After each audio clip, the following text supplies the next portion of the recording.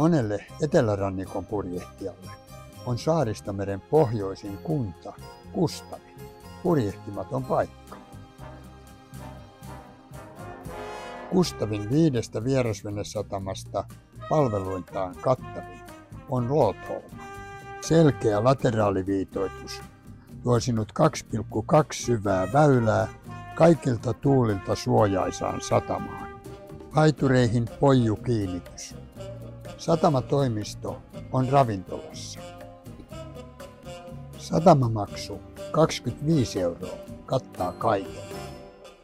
Kuvassa näkyvässä huoltorakennuksessa on aamu- ja iltasauna, mistä on mukava pulahtaa uimaan. Siellä on myös pyykkitupa astianpesukoneella.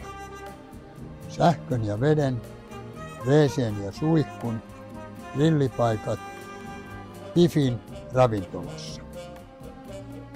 Satamassa voit myös tankata polttoainetta sekä tyhjentää septin että pilssivedet. Lootholmassa voit myös shoppailla Helly Hansenin laadukkaita tuotteita. Lootholmassa on lyhyt matka Kustavin keskustaan, missä voit täydentää veneesi varastoja Turun osuuskaupan Salessa ja Suomen valtion Alkossa.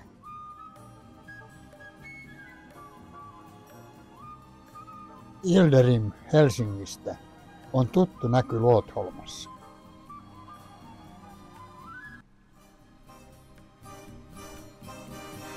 Kustavin Lootholma toivottaa veneilijät tervetulleeksi turvalliseen satamaan.